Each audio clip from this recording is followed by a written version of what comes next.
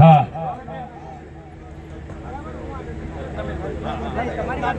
પણ સાહેબ આ કમિટી છે ને, હું એક એની નાની વાત કરું.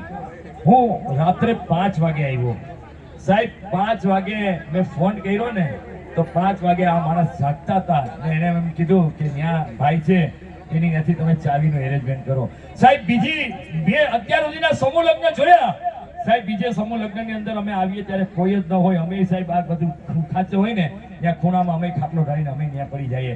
પણ સાહેબ આ લોકોએ જે મને રૂમની વ્યવસ્થા આપી, હું ને હાર્દિકભાઈ અમે આવ્યા ને ત્યારે 5 વાગે પણ એમનો ફોન આવ્યો અને 1:30 વાગે કલ્પનાબેન ઘરે જતા હતા ને ત્યારે એમણે ગાડીમાંથી ફોન કર્યો કે દીપકભાઈ તમારું સુવાનું ને એરેન્જમેન્ટ ન થાય તો તમે મને ફોન કરજો, કારણ કે મેં તમને ફોન કરીને તેડાવ્યા છે મારા બાપ.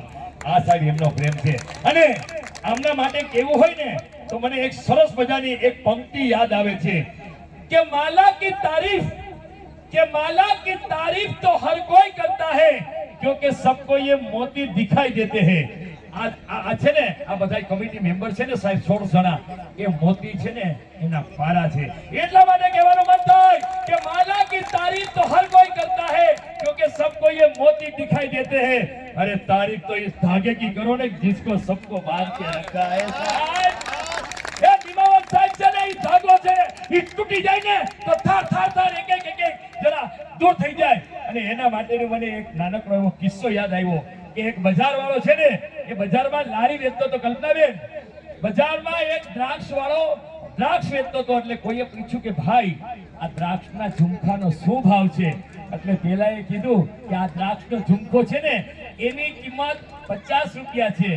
કે આ છૂટી દ્રાક્ષ શું છે એની કિંમત કે 16 રૂપિયા છે. અને સાહેબ ત્યારે ઓલી બેન પાછી પૂછે દ્રાક્ષ વાળાને કે આ છૂટી દ્રાક્ષ છે એ ખાટી છે અને આ ઝુમખાની દ્રાક્ષ છે એ મીઠી છે? ત્યારે રેકડી વાળો કે ના બેન, એ ઝુમખાની દ્રાક્ષ છે ને એ ખાટી નથી, એ પણ આ ઝુમખાની જ છે. પણ તમે પરિવારની ભેગા રહો ને તો 50 રૂપિયામાં વેચાવો ને એ છૂટા પડી જાઓ તો હોળના ભાવમાં વેચાઈ જાઓ. છૂટા પડ્યો ને તો હોળના ભાવમાં વેચાઈ જાઓ. એટલા માટે સાહેબ એકતાની અંદર અખંડતા છે. बचपन में सुना था कि एक लाठी को तो कोई भी तोड़ सकता है लेकिन लाठी के भारे को तोड़ना नामुमकिन है. એટલા માટે ઇન્ડિયા 33 જિલ્લાઓની સફર કરી 9000 કિલોમીટરની અંદર એક આપણી એમ કહેવાય કે નારી બહેનો જે આપણી છે વીર નારી બહેનો એમના કોન્ટેક્ટ કર્યા, એક આર્મીના પરિવારના કોન્ટેક્ટ કર્યા. સાહેબ મારા દીવની પાસેનું ઉના ગામ છે ને ત્યાં ડબાસાના લાલજીભાઈ ગુજરી ગયા ને ત્યારે આખી ટીમ આવી હતી સાહેબ. એટલે મને એમ થાય કે આ ટીમ માટે થઈ ને મારે મોટામાં મોટા પ્રોગ્રામમાં જવાનું હતું. પણ મેં કીધું કે આ દેશભક્તિનું છે ને હું તમારી ત્યાં નિમાવત સાહેબ આવીશ. અને હાર્દિકભાઈએ મને કીધું કે દીપકભાઈ આપણે જવું પડે એમ છે, પ્લીઝ કંઈક કરો. મેં કીધું કાંઈ વાંધો નહીં સાહેબ. બાકી સાહેબ મારે 3 પ્રોગ્રામ થતા કરી અને આ એક પ્રોગ્રામ આવવાનું છે.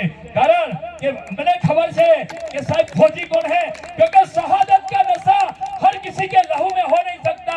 ये नजराना हमें साहिब ईमान देते हैं. अरे वतन पे मरने का दावा तो सभी करते हैं लेकिन ये वतन को चाहने वाले वतन पे जान देते हैं. वतन को चाहने वाले वतन पे जान देते हैं. साहिब आप फौजी, ये फौजी कमाल के होते हैं. पाकिट के अंदर माँ बाप की तस्वीर और दिल में ये हिंदुस्तान की तस्वीर लेके घूमते हैं. दिल में हिंदुस्तान की तस्वीर लेके घूमते हैं. અને સાહેબ